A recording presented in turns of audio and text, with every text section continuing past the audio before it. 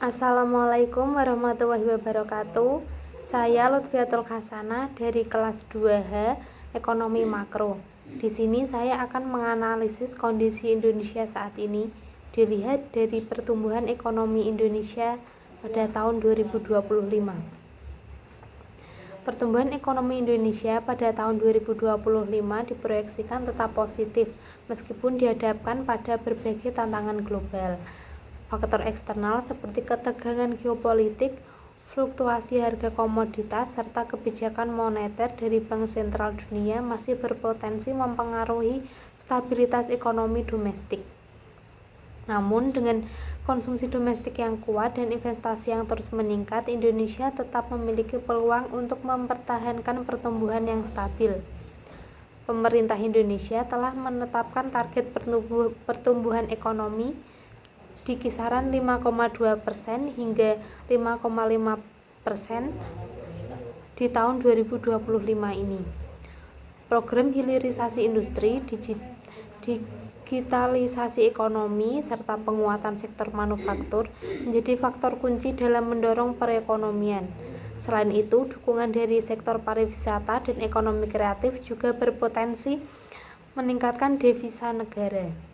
Dari perspektif perencanaan keuangan bersertifikat, kondisi ekonomi Indonesia pada 2025 akan sangat dipengaruhi oleh stabilitas kebijakan fiskal dan moneter.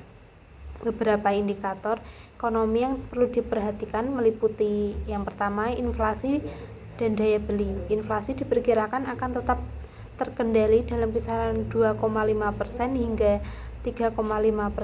Namun kenaikan harga barang dan jasa akibat tekanan eksternal dapat menjadi tantangan bagi daya beli masyarakat. Yang kedua, investasi dan sektor keuangan. Dengan proyeksi pertumbuhan ekonomi yang stabil, pasar modal Indonesia tetap menjadi pilihan yang menarik bagi investor, terutama di sektor energi terbarukan, teknologi, dan kesehatan. Yang ketiga, kebijakan fiskal dan moneter. Pemerintah berupaya menjaga keseimbangan antara belanja negara dan penerimaan pajak. Insentif untuk sektor-sektor strategis dan digitalisasi UMKM diharapkan dapat memperkuat daya saing ekonomi domestik. Solusi untuk mengatasi permasalahan ekonomi untuk masyarakat. Solusi yang pertama ada meningkatkan literasi keuangan. Literasi keuangan yang baik memungkinkan masyarakat untuk lebih bijak dalam mengelola pendapatan, menabung, serta berinvestasi. Program edukasi keuangan oleh pemerintah dan sektor swasta dapat membantu meningkatkan kesejahteraan masyarakat.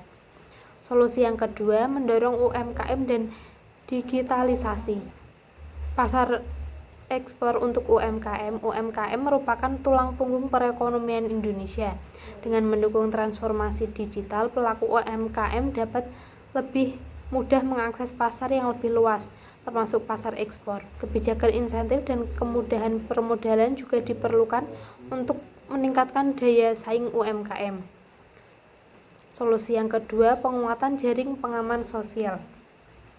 Pemerintah perlu terus memperkuat program perlindungan sosial seperti bantuan langsung tunai atau BLT, subsidi energi, dan jaminan kesehatan nasional atau JKN.